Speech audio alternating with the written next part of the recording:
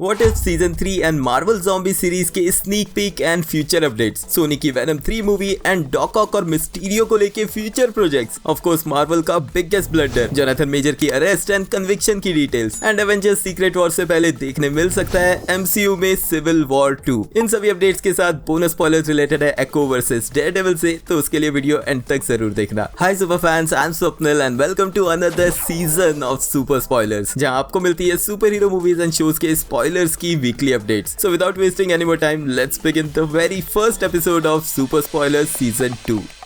शुरुआत करते हैं मार्वल स्टूडियोज के Disney plus show what if से। 2023 की एंडिंग हुई इसी सीरीज के साथ एंड हमें ये ऑलरेडी पता है कि इसका सीजन 3 भी आएगा, लेकिन वियर्डली मार्वल ने इसके सीजन 3 का स्नीक पीक भी 2 दिन बाद ही रिलीज कर दिया। अब इस स्नीक पीक में हमें दिखाई देता है बकी बार्न्स और एलेक्सी शॉट्सवे यानी कि विंटर सोल्जर और रेड गार्डियन एक साथ। ऑफ कोर्स ये कोई और यूनिवर्स है और इस टाइमलाइन में अभी दोनों काफी यंग है एंड इस सीन में एक कार में वो भागते दिखते हैं पुलिस से बच के। एंड अगर आप नोटिस करोगे तो ये पुलिस ऑफिसर कोई और नहीं बिल फॉस्टर है, यानी कि सीजन 2 के पीटर क्विल वाले एपिसोड में दिखा बिल फॉस्टर जो बनता है सुपर हीरो गोलायत। अब इस यूनिवर्स में से बिल फॉस्टर एक पुलिसमैन दिखाया जाता है कि ये भी गोलायत बनेगा, वो तो एपिसोड में ही पता चलेगा। बट रूमर्स के हिसाब से इस एपिसोड का टाइटल होने वाला था what if the red guardian became the first Avenger, यानी कि इस एपिसोड में रेड गार्डियन दिखेगा स्टीव रॉजर्स या फिर कैप्टन कार्टर की जगह अवेंजर्स को लीड करते हुए। ऑल्दो ये सिर्फ छोटा सा एक फन सीन था, लेकिन यहाँ पर इंटरैक्शन हमें देखने मिलता है बकी जो totally serious angry young man है और एलेक्सी एक फन लविंग पर्सन का। अब ये दोनों ही कैरेक्टर्स हमें फिर से दिखेंगे थंडरबोल्ट्स मूवी में, जो फेज 6 की सेकंड मूवी होगी फिलहाल के लिए, क्योंकि शेड्यूल जितना शफल हो रहा है कोई भी मूवी आगे या पीछे मूव की जा सकती है। लेकिन इसी मूवी से हमें फिर से देखने मिलेगी एक और कैरेक्टर एवा, यानी कि एंटमैन एंड द वास्प की विलन घोस्ट, जिसका रिलेशन हम ऑलरेडी जानते हैं एमसीयू में भी है बिल फॉस्टर के साथ। एंड जितना बड़ा सीन इस स्नीक पीक में दिखाया गया है, ऐसा लग रहा है कि ये एपिसोड भी ऑलरेडी रेडी था इसी सीजन में रिलीज करने के लिए, लेकिन फिर इसे भी मूव कर दिया गया है नेक्स्ट सीजन में। अब सीजन 1 के बाद सीजन 2 के लिए 2 साल वेट करना पड़ा था, बट लगता नहीं कि सीजन 3 के लिए इतनी वेट होगी। हालांकि इस साल के एंड में eyes of Wakanda and your friendly neighbourhood Spiderman दोनों ही रिलीज के लिए शेड्यूल्ड है, जो दोनों ही एनिमेटेड शोज हैं। सो आई एम नॉट श्योर कि ये 2024 में सेट बैठेगा भी या इसे भी 2025 में ही रिलीज किया जाएगा। एंड 2025 में ही एक्सपेक्टेड है मार्वल ज़ॉम्बी सीरीज भी, जिसकी एक स्नीक पीक हमें मिल गई थी सीजन 1 के एक एपिसोड के थ्रू। एंड सीजन 2 के फिनाले एपिसोड में हमें फिर से देखने मिली स्कारलेट विच, जो सीजन 1 में ज़ॉम्बी वांडा के रूप में दिखी थी, लेकिन यहाँ पे उसका एक कैमियो ही था। स्पॉयलर्स के हिसाब से मार्वल ज़ॉम्बीज में इसे रेफर किया जाएगा द डेड क्वीन के नाम से। एंड इस क्वीन का इस शो में काफी बड़ा रोल होने वाला है। अब 2024 में रिलीज के हिसाब से इसकी प्लानिंग पहले की गई थी, तो अभी तक शायद ट्रेलर रेडी होना चाहिए था, बट देन स्ट्राइक्स की वजह से जितने डिलेज हो चुके हैं, मुझे नहीं लगता कि ये शो भी 2025 से पहले रिलीज हो पाएगा। तो most probably what if season 3 and Marvel zombies दोनों ही शोज हमें 2025 में ही देखने मिलेंगे। सोनी के स्पाइडर यूनिवर्स में इस साल पॉसिबली 4 लेकिन 3 मूवीज तो पक्का देखने मिलेंगी। फरवरी में मैडम वेब, अगस्त में क्रेवन द हंटर और साल के एंड में नवंबर में हमें देखने मिलेगी वेनम 3। अब इनिशियली इसकी स्क्रिप्ट का टाइटल था लास्ट डांस, तो ऐसा माना जा रहा था कि मूवी का नाम वेनम लास्ट डांस हो सकता है, बट ये सिर्फ एक वर्किंग टाइटल था। एंड रीसेंट रूमर्स के हिसाब से मूवी का टाइटल होगा वेनम लीथल प्रोटेक्टर। अब यही नाम पास्ट में वेनम की गेम्स जो इंसोमैनियाक से आई थी उसका भी रखा गया था, बट एक्चुअल में लीथल प्रोटेक्टर 1993 की 6 इशू कॉमिक सीरीज का नाम था। अब कॉमिक्स की स्टोरी में वेनम और स्पाइडरमैन के बीच में एक अग्रीमेंट हो गया था कि जब तक वेनम कोई क्राइम्स कमिट नहीं करेगा तब तक वो एक दूसरे के बीच नहीं पड़ेंगे। लेकिन फिर कुछ और क्रिमिनल्स जो वेनम के पास्ट में विक्टिम्स रहे थे, उन्होंने कुछ क्राइम्स करके उसका ब्लेम डाला वेनम के ऊपर और स्पाइडरमैन को मिसलीड किया गया कि वेनम इस सब के पीछे है, जिसके बाद फिर से स्पाइडरमैन वर्सेस वेनम देखने मिला। लेकिन साथ ही में यहाँ वेनम के मल्टीपल सिम्बायोट्स जिनमें Scream, Phage, Riot, Lasher and Agony भी आते हैं, वो भी देखने मिले थे। अब एसएसयू में टॉक्सिन की हिंट हमें ऑलरेडी वेनम पार्ट 2 से मिल चुकी है and most probably venom 3 venom series का लास्ट पार्ट होगा। तो यहाँ पर अगर मल्टीपल सिम्बायोट्स देखने मिलेंगे तो मजा जरूर आएगा, बट ऑफ कोर्स मूवी में कॉमिक्स की स्टोरी को नहीं दिखाया जा सकता क्योंकि अभी तक वेनम स्पाइडरमैन से मिला ही नहीं है। इनफैक्ट वेनम 3 वो मूवी होगी जिसके थ्रू स्पाइडरमैन एंड वेनम का इंटरेक्शन हो सकता है, वो भी I believe most probably and credits में। तो इवन दो मूवी के टाइटल में लीथल प्रोटेक्टर जरूर है, लेकिन मूवी का प्लॉट कॉमिक से काफी अलग होगा। एंड एक और चीज जो काफी अलग है वो है सोनी की सुपर हीरो मूवीज को लेके अप्रोच। अब रिसेंट रूमर्स के हिसाब से सोनी 2 न्यू प्रोजेक्ट्स प्लान कर रहा है, जिसमें लीड में दिखेंगे डॉक्टर ऑक्टोपस और मिस्टीरियो। पास्ट की एसएसयू की सभी मूवीज फ्लॉप हो चुकी है वेनम को छोड़ के, एंड इस साल आने वाली मैडम वेब और क्रेवन द हंटर से भी फैंस को ज्यादा कुछ होप्स तो नहीं होंगी, लेकिन फिर भी सोनी कुछ और विलन्स पे ही फोकस कर रहा है, उन पे बेस्ड इंडिविजुअल प्रोजेक्ट्स निकालने के लिए। एंड इन कैरेक्टर्स को प्ले करने के लिए भी न्यू एक्टर्स को कास्ट किया जा रहा है। क्विंटन बेक के मिस्टीरियो को हमने पास्ट में देखा था स्पाइडरमैन फार फ्रॉम होम में, जहाँ इसे प्ले कर रहे थे एक्टर जेक जिलेनहॉल। तो वहीं डॉक ऑक को तो 20 साल पहले से अल्फ्रेड मोलिना ने ही प्ले किया है, उनकी जगह एक्टर ह्यू डैंसी को कास्ट करने की बात चल रही है। अब ये दोनों ही प्रोजेक्ट्स इन दोनों कैरेक्टर्स की ओरिजिन स्टोरी होगी। ऑल्दो मिस्टीरियो की जो फार फ्रॉम होम में ओरिजिन स्टोरी दिखाई गई थी वो कॉमिक्स से बिल्कुल अलग, अदर देन उसके इल्यूजन्स की एबिलिटीज, तो इस प्रोजेक्ट में शायद उसका ओरिजिन दिखाया जाएगा। लेकिन वहीं अगर डॉक ऑक की बात करें तो ऑलरेडी हमें डॉक्टर ऑक्टोपस की ओरिजिन स्टोरी पता है, तो फिर से इन्हें किसी और प्रोजेक्ट में दिखाने का कोई मतलब नहीं है। अब ऑब्वियसली ये सब करने का रीजन है सोनी का वो पिछड़ा हुआ प्रोजेक्ट सिनिस्टर 6, जिसके लिए एटलीस्ट 6 विलन इकट्ठा करना बहुत जरूरी है। एंड अगर फ्यूचर में और मूवीज की प्लानिंग होगी तो उसके हिसाब से एक्टर्स रिकास्ट करना भी जरूरी है। तो नो आइडिया कि सोनी की अप्रोच और ये प्रोजेक्ट्स किस डायरेक्शन में जा रहे हैं, बट इतना कंफर्म है कि ये दोनों ही प्रोजेक्ट आएंगे अवेंजर्स सीक्रेट वॉर्स के बाद ही।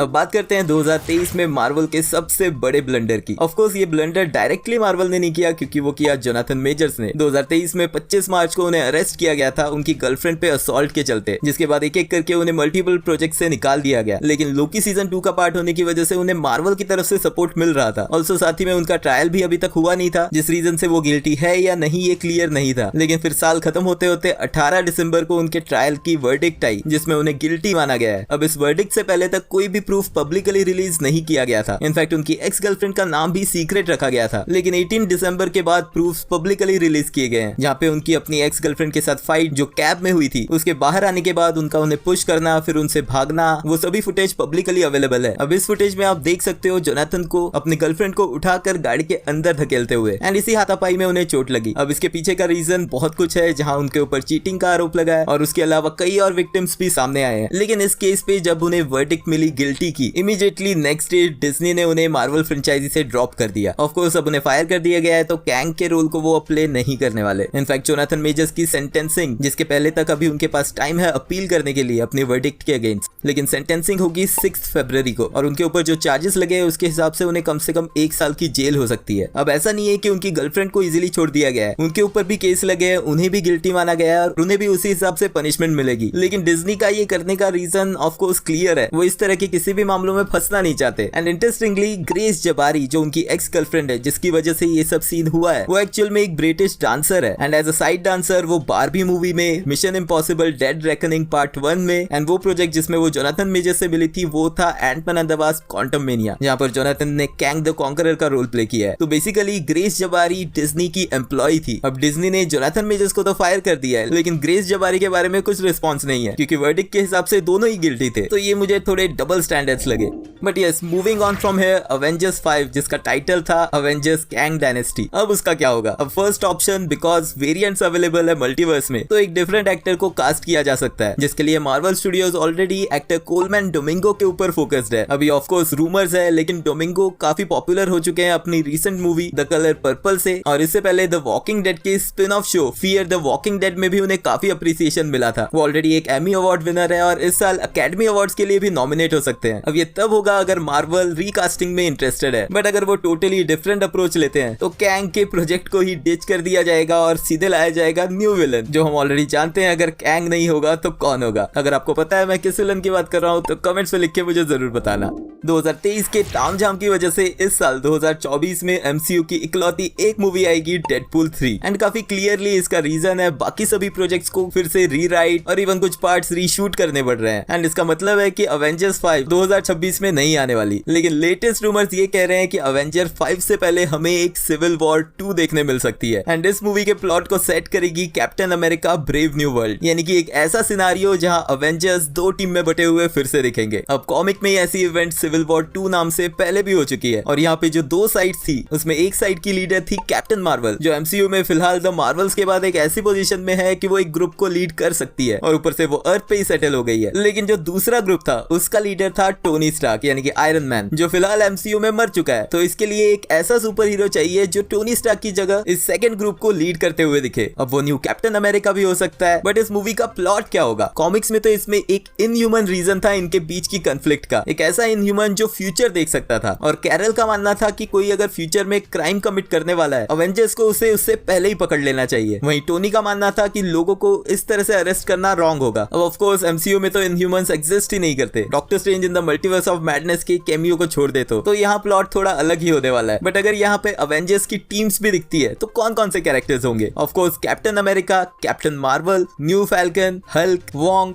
वैल्करी, शैंग-ची, कैटी, एंटमैन और वास्प जरूर दिखेंगे। अब रूमर के हिसाब से शी हल्क किसी भी फाइट का पार्ट नहीं होने वाली एंड वकांडा की तरफ से ब्लैक पैंथर अपने ही टेंशन हैंडल करते हुए दिखेंगे। इवन स्पाइडरमैन भी नो वे होम के इवेंट के बाद से तब तक नहीं दिखेगा जब तक स्पाइडरमैन 4 नहीं होती। थॉर की भी वापसी होगी थॉर 5 के बाद ही, और डॉक्टर स्ट्रेंज भी यहाँ नहीं दिखेगा क्योंकि वो थर्ड पार्ट के बाद ही आएगा। तो अगर इसी तरह सिविल वॉर 2 होती है एमसीयू में तो आपको क्या लगता है टोनी स्टार्क की जगह यहाँ पर कौन कैरेक्टर दिखना चाहिए सेकंड लीडर के रूप में? कमेंट्स में लिख के मुझे जरूर बताना। एंड हाँ, बोनस स्पॉयलर्स, एको सीरीज जो नेक्स्ट वीक आने वाली है उसका स्नीक पिक हमें मिल चुका है, जहाँ उसकी फिनाले एपिसोड में पहनी जाने वाली कॉस्ट्यूम दिखी है। लेकिन साथ ही में लीक हुआ है एको वर्सेस डेयरडेविल की फाइट का सीन, जो ऑफ कोर्स मैं यहाँ नहीं दिखाने वाला हूँ, but most probably finale episode से पहले ही हमें ये फाइट जरूर देखने मिलेगी। तो अगर एको सीरीज से पहले हॉकाई शो का कंप्लीट 6 एपिसोड्स का ब्रेकडाउन और हिडन डिटेल्स देखनी है तो एंड स्क्रीन से ये वीडियो जरूर चेकआउट कर लेना। एंड वीडियो एंड तक देख रहे हो तो लाइक भी कर देना क्योंकि वो एकदम फ्री है। मिलते हैं नेक्स्ट वीडियो में।